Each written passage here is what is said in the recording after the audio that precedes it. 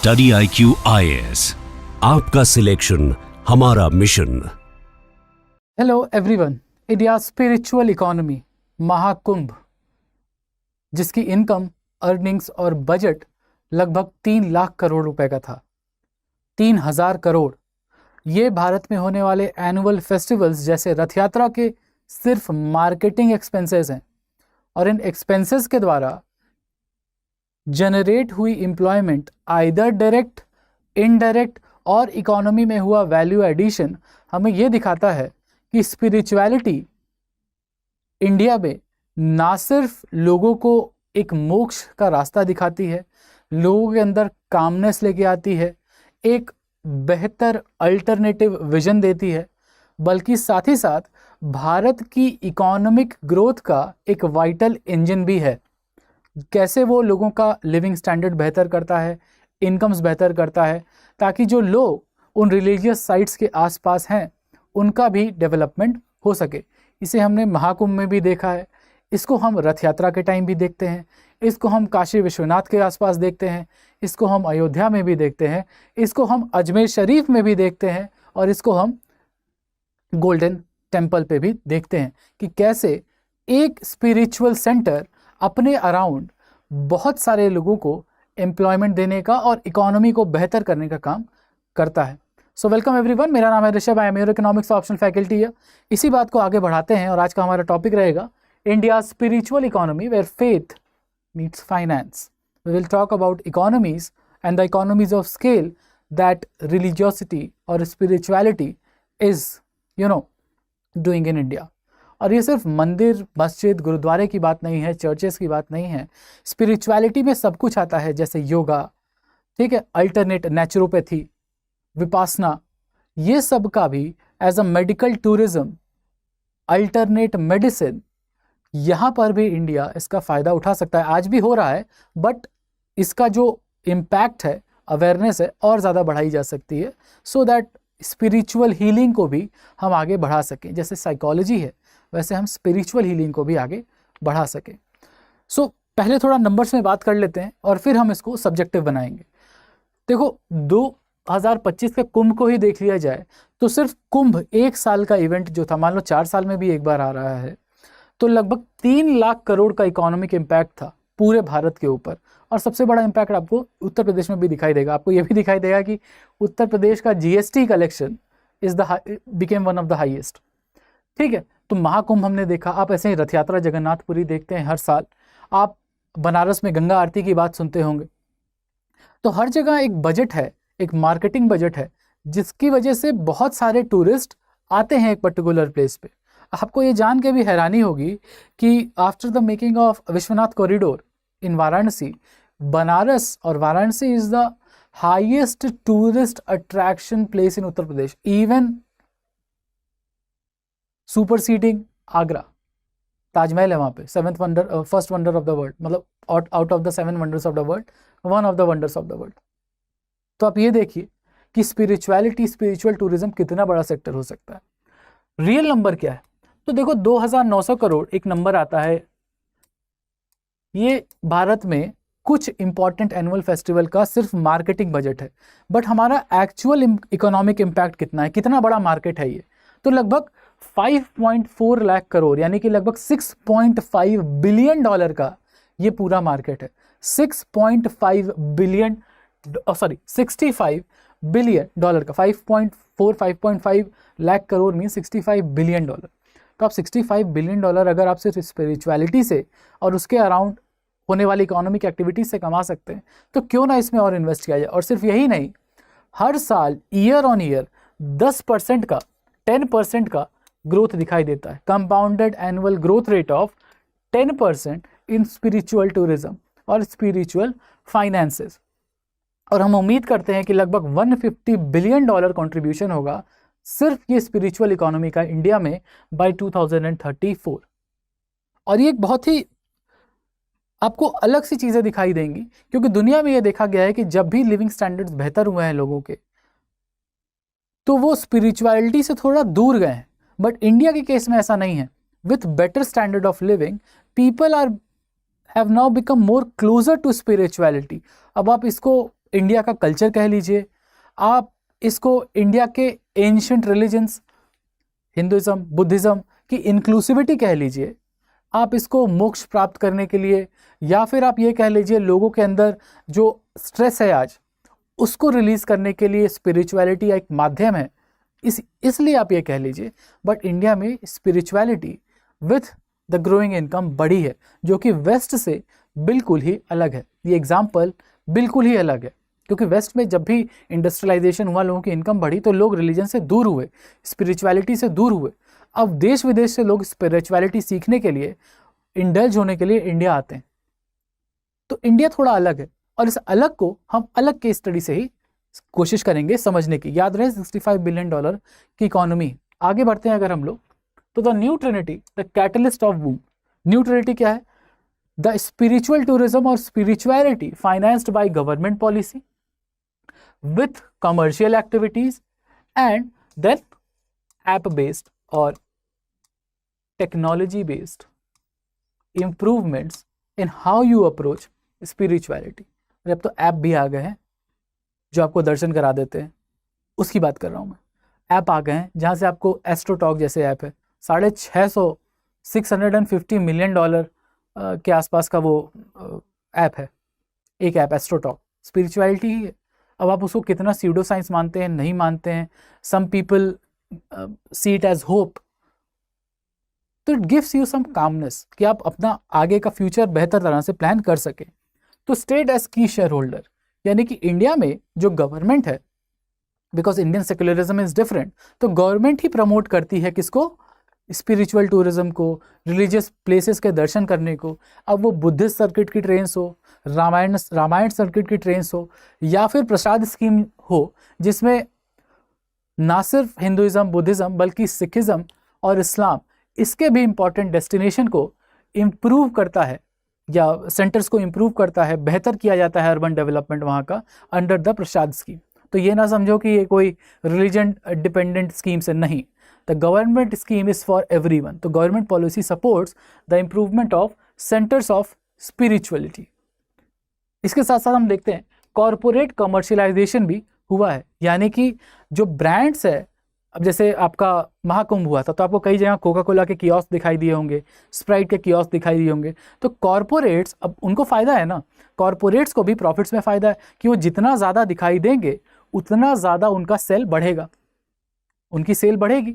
अगर वो सेल बढ़ेगी तो वो अपने FMCG जो मार्केटिंग कंपनीज है, फास्ट मूविंग कंज्यूमर गुड की, वो क्या करेंगी? जो स्पिरिचुअल सेंटर्स हैं उसके अराउंड अपने कियोस्क लगाएंगी या दुकानदारों के बोर्ड्स लगाएंगी। जैसे आप कभी 80 घाट अगर जाइए, because I belong to Varanasi, तो 80 घाट जाइए तो वहाँ पे आसपास आपको बहुत सारी दुकानें छोटी छोटी दिखाई देंगी। कहीं पे स्प्राइट का बोर्ड है, कहीं पे किस ब्रिटानिया का बोर्ड है। तो वो बोर्ड किस लिए है, वो काम किसके लिए आता है? वो सिंपल मार्केटिंग का काम करता है, ब्रांड रिकॉल करने के लिए, तो उसका भी यूज़ करते हैं। तो 10 से 15% of their annual marketing budget religious event में लगाती हैं। कौन? ये दीज FMCG कंपनीज। उसके साथ साथ आप देखते हैं फेथ टेक डिसरप्शन, यानी startup that is based on all this spirituality and religion, वहाँ पे भी आपको इंक्रीमेंट दिखाई देगा। स्टार्टअप्स बढ़े हैं, लगभग 900 के आसपास स्टार्टअप यहाँ दिखा होगा। Over 900 startups are now working in the field of spirituality. और फंडिंग की अगर बात की जाए तो $5 मिलियन से बढ़ करके 10 गुना बढ़ी है, 2 साल में 10 गुना बढ़ी है, $51 मिलियन तक की फंडिंग हुई है।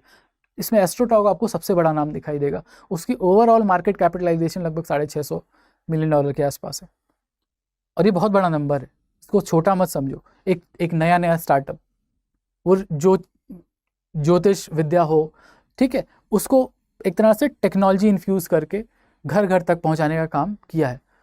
कितना सही है कितना गलत हम उसमें नहीं जाएंगे, we are only talking about economics of it. So let's talk about the temple industrial complex. हम 2 केस स्टडी देखेंगे, एक्चुअली हम 3 केस स्टडी देखेंगे। एक अयोध्या रीडेवलपमेंट, एक वाराणसी काशी विश्वनाथ कॉरिडोर डेवलपमेंट, और उसके साथ साथ अदर रिलीजियस साइट्स जिसका डेवलपमेंट और उसके आसपास डेवलपमेंट हुआ है। बट आगे बढ़ने से पहले तो टेम्पल इंडस्ट्रियल कॉम्प्लेक्स या अयोध्या केस स्टडी अगर हम देखें तो जब अयोध्या रीडेवलपमेंट हुआ, यानी राम मंदिर को बनाया गया, तो उसकी वजह से पूरे अयोध्या का जीर्णोद्धार हुआ। डेवलपमेंट हुआ, यानी अयोध्या की तरफ जाने वाली रोड्स हों, अयोध्या से बाहर आने वाली रोड्स हों, दोनों जगह आसपास जितने भी प्लॉट्स थे वो काफ़ी बड़े दामों पे बिके हैं। होटल्स, ढाबा, सिंपल क्या बोलते हैं उसको, धर्मशालास, ये सब खोले गए। तो इससे वहाँ पे इकोनॉमिक एक्टिविटीज़ भी बढ़ी हैं, वहाँ के लोगों के पास अल्टरनेट सोर्सेज ऑफ इनकम बढ़ाने का मौका आया है। इसी तरह आप महाकुंभ में देखिए, जो लोगों के घर थे जब महाकुंभ इवेंट हुआ तो सारे होटल्स तो फुल हो गए, इतना बड़ा फुटफॉल था महाकुंभ में, सोच के देखिए आप। तो लोगों ने अपने घर खोल दिए, एज द पीजी उसको यूज़ किया, तो एक एक्स्ट्रा इनकम उनको वहाँ भी मिली।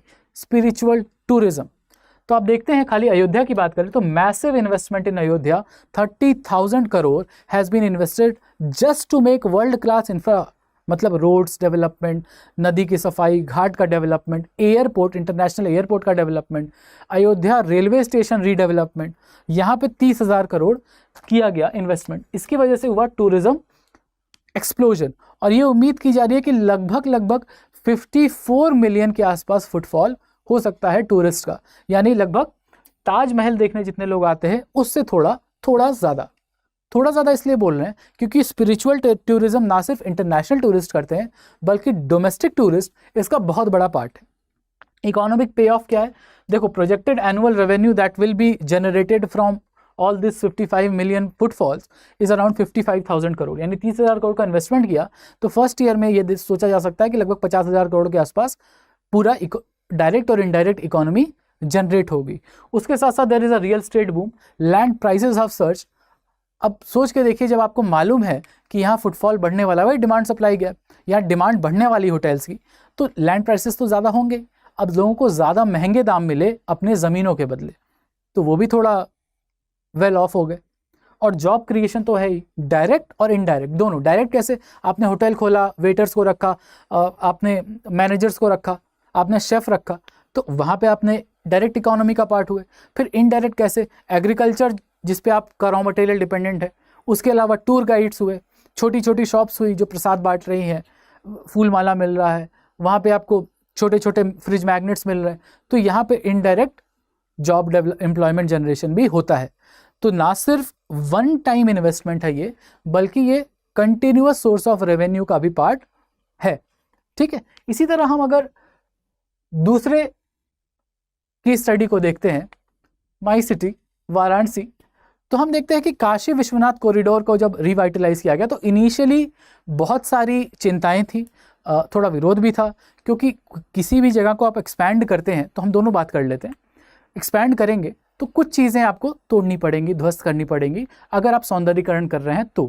वो हुआ, कई लोगों के initially many people loss their livelihood, वो छोटी छोटी दुकानें जो बनारस की गलियाँ फेमस हैं वो गई। बट उसके साथ साथ जब ये रिवाइटलाइज हुआ काशी विश्वनाथ कॉरिडोर, काफ़ी सुंदर है, माइंड इट, तो जब ये रिवाइटलाइज हुआ तो इसकी वजह से टूरिज्म सिनेरियो चेंज हो गया ओवरऑल, स्टेट का इसलिए बात करेंगे और बनारस का भी, क्योंकि वाराणसी से PM Modi himself is the सांसद, वो पार्लियामेंट गए वहाँ से।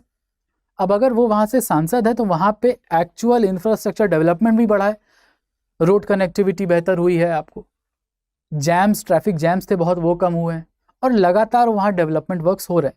उसके साथ साथ एक कॉरिडोर बना है, जैसे वाराणसी, अयोध्या, वृंदावन, ये एक ट्रायंगल कॉरिडोर, या वाराणसी, इलाहाबाद, वाराणसी, प्रयागराज, अयोध्या, तो इसका जो डेवलपमेंट हुआ है साथ साथ, तो इससे स्टेट के फाइनेंसेस को, स्पिरिचुअल टूरिज्म को और बढ़ावा मिला है।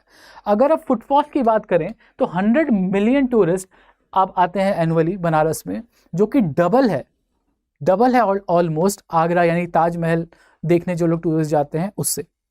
और इस 100 मिलियन टूरिस्ट आने की वजह से this is the most visited city in Uttar Pradesh. और आप देखते हैं मल्टीप्लायर इफेक्ट मतलब एक जगह इन्वेस्टमेंट करने की वजह से कई जगह उसका मल्टीप्लिकेटिव इफेक्ट दिखाई देता है। जैसे आप बोटिंग करने जाते हैं, जब अस्सी घाट पे जाते हैं, आप बोटिंग करने जाते हैं, तो वो बोटमैन को पैसा मिला। आप ये देखते हैं क्योंकि बनारस में बनारसी सिल्क काफ़ी ज़्यादा फेमस है, तो उसके अराउंड या बनारस में जितनी भी साड़ी की दुकानें हैं वहाँ पे फुटफॉल बढ़ा, लोगों में डिमांड बढ़ी, तो उसकी वजह से जो बनारस के वीवर्स हैं, जो जनरली वल्नरेबल क्लास माना जाता है, और ठीक है, वल्नरेबल क्लास माना जाता है, उनकी एम्प्लॉयमेंट बढ़ी, उनकी इनकम बढ़ी, उनकी स्टैंडर्ड ऑफ लिविंग बेहतर हुआ। तो ये मल्टीप्लाइंग इफेक्ट होता है जब भी टूरिस्ट फुटफॉल बढ़ता है। उसके साथ साथ जिनकी छोटी छोटी दुकानें थी वो ख़त्म हुई, अब अगर वो दूसरी जगह अपने शॉप्स को मतलब फिर से रीस्टैब्लिश करते हैं, क्योंकि फुटफॉल्स बढ़े हैं तो उनके पास अब प्रॉफिट्स ज़्यादा जनरेट होता है। नेशनल सिग्निफिकेंस की बात करें तो सिर्फ काशी का रिवाइवल यानी बनारस का रिवाइवल 1.35 लाख करोड़ जनरेट करता है इंडिया के रिलीजियस टूरिज्म में। Out of 5.4 lakh crore 1.34 lakh alone from Kashi Vishwanath redevelopment. इतना बड़ा इम्पैक्ट है इकोनॉमी के ऊपर स्पिरिचुअलिटी का, और अगर आप कायदे से रीडेवलप करें तो। बट ये तो सिर्फ एक तरफ की बात हुई, हम और आगे बढ़ते हैं। That forging sacred pathways tourism circuit strategy, like जैसे गवर्नमेंट इंफ्रा डेवलपमेंट में तो हेल्प करती है, बट उसके साथ साथ कुछ ट्रेन्स चलाती है, कुछ बसेस चलाती है, कुछ फैसिलिटीज़ देती है so that people can reach there also. तो इस तरह की दो ट्रेन्स की अगर हम बात करें, जैसे Ramayan circuit and Buddhist circuit की अगर हम बात करते हैं तो इंडिया में भारत गौरव ट्रेन चलाई जाती है, जिसमें ऑल इंक्लूसिव पैकेज है, लगभग 1 लाख 1.5 लाख रुपए तक का टिकट मिलता है, बट आपको 10-20 दिन की यात्रा है पूरी, वो एसी में आप जाते हैं, रहने खाने सबकी सुविधा है, so that you can touch all the points which were mentioned in Ramayan. ठीक है, तो जो आप कुछ लोग कहेंगे कि माइथोलॉजी है, हिस्ट्री है, but let's stick to the point of economics कि हम ये बात करते हैं कि रामायण में जितनी भी पॉइंट्स, जितने भी सिटीज़ को मेंशन किया गया है, जहाँ जहाँ श्री राम के चरण पड़े हैं वहाँ वहाँ आप जा सकते हैं इस रामायण सर्किट ट्रेन को फॉलो करके, मतलब एक टिकट लेके। उसी तरह बुद्धिस्ट सर्किट की अगर बात करें, यानी जहाँ जहाँ बुद्ध ने सरमन्स दिए हैं, जहाँ जहाँ वो प्लेसेस ऑफ प्रोमिनेंस है, उनको कनेक्ट करता है ये बुद्धिस्ट सर्किट। अब बुद्धिज़्म ईस्ट एशिया में बहुत प्रोमिनेंट है, तो जापान, थाईलैंड, उसके साथ साथ साउथ कोरिया, वहाँ से काफ़ी सारे टूरिस्ट आते हैं, तो आपको दिखाई देगा कि यूपी में नई लैंड लीज पॉलिसी आई, जिससे FDI मतलब फॉरेन डायरेक्ट इन्वेस्टमेंट आया, यानी फॉरेन का पैसा भी आके इंडिया के उन सर्किट्स के डेवलपमेंट में लगता है जहाँ जहाँ बुद्ध ने अपने सर्मन्स दिए। उसी के साथ साथ आपको रामायण सर्किट की अगर बात की जाए तो रामायण सर्किट में अयोध्या हुआ, चित्रकूट हुआ, उसका जो डेवलपमेंट में, क्योंकि बार बार अगर टूरिस्ट जाएगा तो वहाँ के लोग भी डेवलप करेंगे अपने आप को, वहाँ की एम्प्लॉयमेंट जनरेशन बढ़ेगा, और उसके साथ साथ आपको स्पिल ओवर इफेक्ट भी दिखाई देगा, जैसे प्रयागराज में आपको दिखाई देता है, चाहे आप साउथ में हम्पी देख लीजिए, वहाँ दिखाई देता है। ठीक है, तो इन सर्किट ट्रेन्स की वजह से स्पिल ओवर इफेक्ट भी दिखाई देता है इन सेक्रेड पाथवेज में। अब हम आगे बढ़ते हैं अगर, तो ये मल्टी फेथ इकोनॉमी है। ऐसा नहीं है कि हम लोग सिर्फ एक फेथ की बात करते हैं, चाहे आप इस्लाम की बात कर लें, सिखिज्म की बात कर लें या क्रिश्चियनिटी की बात कर लें, क्योंकि सारे रिलीजन यहाँ में इंडिया में बहुत पहले से हैं। मतलब India is the land of Hinduism and then Buddhism, वो तो बात है, इंडिया का कल्चर वहीं से आ रहा है। The core culture of India rest with Hinduism and later on Buddhism, वो तो है। That's why non violence, inclusivity, ये सब आपको दिखाई देता है इंडिया में। हो सकता है दुनिया में कहीं और ना दिखाई दे, बट उसके साथ साथ बाकी रिलीजन भी धीरे धीरे इंडिया में इंक्लूसिव हुए हैं because of the inclusivity of this land. यहाँ का कल्चर ऐसा है, यहाँ का इतिहास ऐसा है। तो इसमें आप देखते हैं अजमेर शरीफ की दरगाह हो या हजरत बल की श्राइन हो, जो कि प्रसाद स्कीम का भी पार्ट है। तो इससे टूरिज्म, रिलीजियस टूरिज्म या spiritual tourism, not just for Hinduism but for other faiths also is increasing. यहाँ पे भी गवर्नमेंट ने इन्वेस्ट किया है। इसके अलावा हम सिखिज्म में देखा जाए तो golden temple, around 35 million visitors, और ना सिर्फ विजिटर्स गोल्डन टेम्पल के लिए आते हैं, बल्कि कई बार लोग, जैसे मान लो अटारी वाघा बॉर्डर पे जा रहे हैं, अमृतसर पड़ेगा, तो पीपल स्टॉप देयर, अपना मत्था टेक के आगे जाते हैं। अब जब भी लोग रुकेंगे तो कुछ खाएंगे, पिएंगे, कुछ खरीदेंगे, तो जब खाएंगे, कुछ कंज्यूम करेंगे, कुछ खरीदेंगे, तो फिर इकोनॉमी अपने आप, लोकल इकोनॉमी, रीजनल इकोनॉमी बढ़ती है और बेहतर होता है स्टैंडर्ड ऑफ लिविंग। फिर हम क्रिश्चियनिटी की बात करें तो Christianity is also one of the older religions of India. तो गोवा हो या फिर केरला हो, यहाँ पे आपको चर्चेस दिखाई देंगे अच्छे, तो वहाँ पे भी टूरिज्म बढ़ा है और इसकी वजह से ओवरऑल इकोनॉमिक डेवलपमेंट बेहतर हुआ है इन रीजन्स का भी। अब अगर हम देखें ग्लोबल बेंचमार्किंग कि कैसे इंडिया और दुनिया भर में चीज़ें अलग हैं, तो हम देखते हैं कि सबसे बड़ा अगर कोई रिलीजियस इवेंट है ग्लोबली तो वो हज यात्रा है। तो ये जो मॉडल है सऊदी अरेबिया का, that is state driven model. अगर ये स्टेट ड्रिवन मॉडल है तो इसकी वैल्यू कितनी है? It's around $12 billion per year, यानी सिर्फ एक यात्रा से $12 बिलियन की इकोनॉमी बन रही है। $12 बिलियन की इकोनॉमी बन रही है, और ये प्योरली कंट्रोल्ड बाय गवर्नमेंट है। गवर्नमेंट बताती है हज कोटा कितना होगा, कितने लोग किस देश से आ सकते हैं। तो this is a state controlled system. हम लोग सीख रहे हैं, केस स्टडी कर रहे हैं कि कैसे हम लोग और आगे डेवलप कर सकते हैं।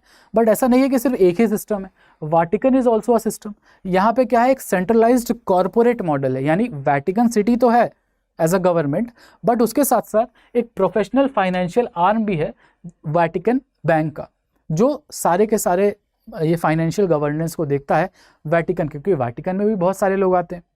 उसके साथ साथ अगर हम स्पेन की बात करें तो यहाँ पे एक डिसेंट्रलाइज्ड कम्युनिटी मॉडल है, यानी कि स्पेन में इस चर्च में अगर आपको आना है कैमिनो दी सैंटियागो में, तो फिर आपको दिखाई देगा कि गवर्नेंस बॉटम्स अप अप्रोच से चलती है। बॉटम्स अप अप्रोच क्या हुआ कि कम्युनिटी डेवलपमेंट पे ध्यान है कि छोटी छोटी जो शॉप्स हैं उनको डेवलपमेंट दिया जाता है।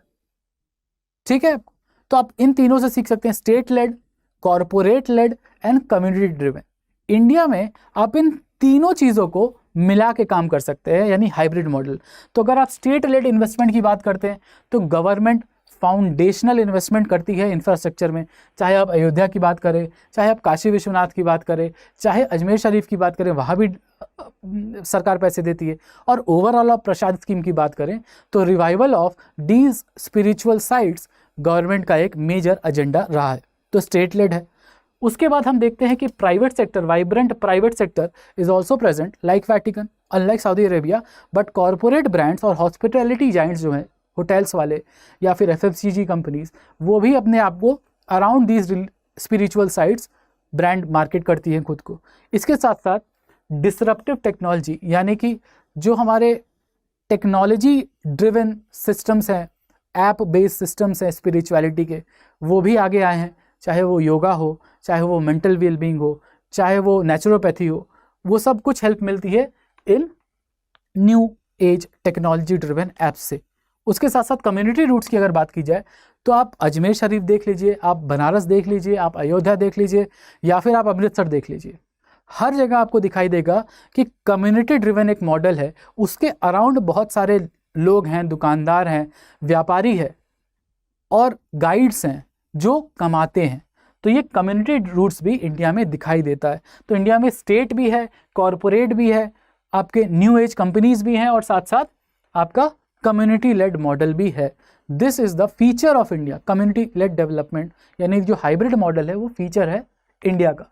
अब अगर आगे आए तो हमको ये दिखाई देता है कि क्यों ऐसा हो रहा है इंडिया में, क्योंकि जनरली ये देखा जाता है ना, हम बात की है इस बारे में कि इनकम बढ़ती है तो लोग कम स्पिरिचुअल होते हैं, कम रिलीजियस होते हैं। बट इंडिया में ऐसा नहीं हो रहा है। There is a religious economic theory कि जो रिलीजन है, अगर हम इसको एक मार्केट प्लेस मान लें तो फर्म्स जो है आपके वो compete कर रहे हैं, यानी जो आपका टेम्पल हुए, गुरुज, एप्स, ये compete कर रहे हैं कि कैसे हम अपने जो हमारे जो भक्त हैं, डिवोटीज हैं, उनको हम ज़्यादा से ज़्यादा अप्रोचेबल कर सकें टेम्पल के प्रति।